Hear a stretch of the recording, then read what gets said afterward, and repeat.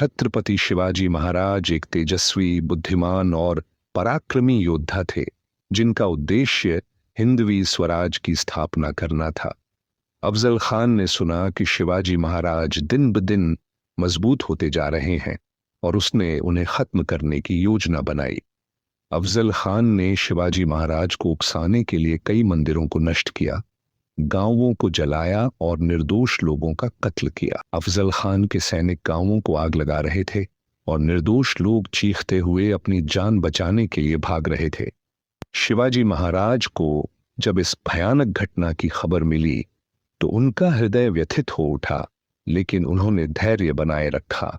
शिवाजी महाराज ने अपने भरोसेमंद सेनापतियों को बुलाया और अफजल खान से निपटने की रणनीति पर चर्चा की। अफजल खान ने शिवाजी महाराज को एक संदेश भेजा जिसमें उसने संधि की पेशकश की, लेकिन असल में वह एक षड्यंत्र था। शिवाजी महाराज को जैसे ही संदेश मिला, वे तुरंत समझ गए कि यह एक धोखा है, लेकिन उन्होंने इसे अपनी रणनीति के रूप में इस्तेमाल करने का निर्णय लिया। युद्ध से पहले शिवाजी महाराज अपनी मां जीजाबाई के पास गए और उनका आशीर्वाद लिया। शिवाजी महाराज ने अपने शरीर पर लोहे का कवच पहना, बखनक और कटार छुपाई और अपने मावले सैनिकों को रणनीति समझाई। अफजल खान अपनी विशाल सेना के साथ प्रतापगढ़ किले के पास पहुंचा और शिवाजी महाराज को मुलाकात के लिए बुलाया। शिवाजी महाराज ने अफजल खान के संदेश को स्वीकार कर लिया, लेकिन पूरी सावधानी बरती और रणनीति के तहत मिलने जाने का फैसला किया। शिवाजी महाराज अपने चुनिंदा सैनिकों के साथ प्रतापगढ़ किले से बाहर निकले, लेकिन उन्होंने अपने हथियार छिपा कर रखे थे। अफजल खान ने एक मीठी मुस्कान के साथ शिवाजी महाराज को गले लगाने के लिए बुलाया, लेकिन उसकी नजरों में कपट झलक रहा था। जैसे ही शिवाजी महाराज गले मिले, अफजल खान ने अचानक अपनी कटार निकाली और वार करने की कोशिश की। शिवाजी महाराज ने अपनी छिपी हुई बखनक, बाघ के पंजे जैसे हथियार से अफजल खान के पेट पर जोरदार वार किया। अफजल खान घायल होकर गिरा। तभी शिवाजी महाराज के अंगरक्षक सैयद बांदा ने उसकी गर्दन पर तलवार चला दी।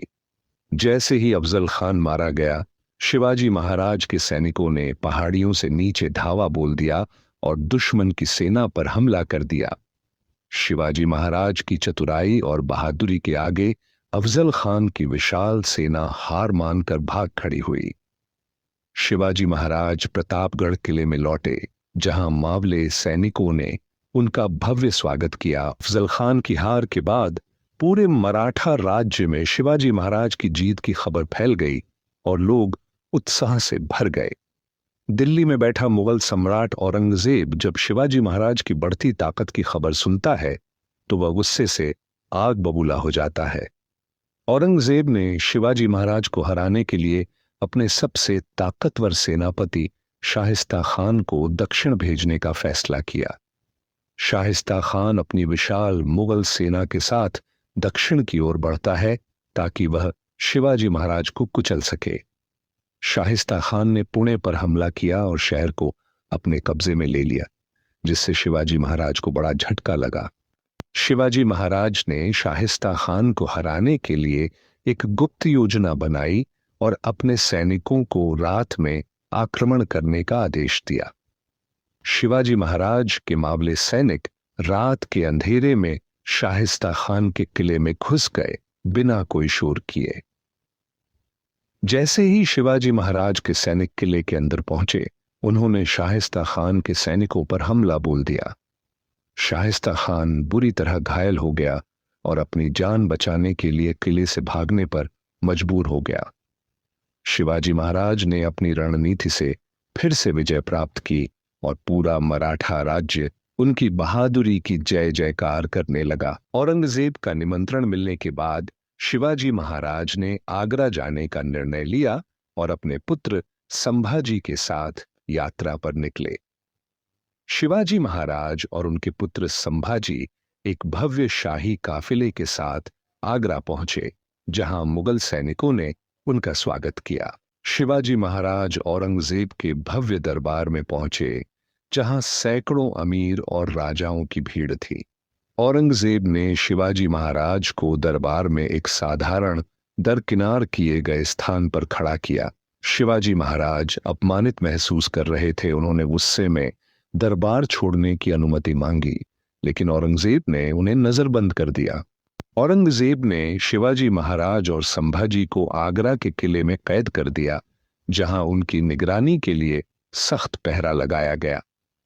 शिवाजी महाराज ने एक चतुर योजना बनाई, जिसमें वे मिठाइयों के टोकरे में छिपकर भागने वाले थे। शिवाजी महाराज और संभाजी बड़े बड़े मिठाई के टोकरे में छिप गए और मुगल सैनिकों को बिना शक हुए टोकरे बाहर ले जाने दिए गए। शिवाजी महाराज और संभाजी सफलतापूर्वक आगरा से बाहर निकल गए और गुप्त रास्तों से महाराष्ट्र की ओर रवाना हो गए।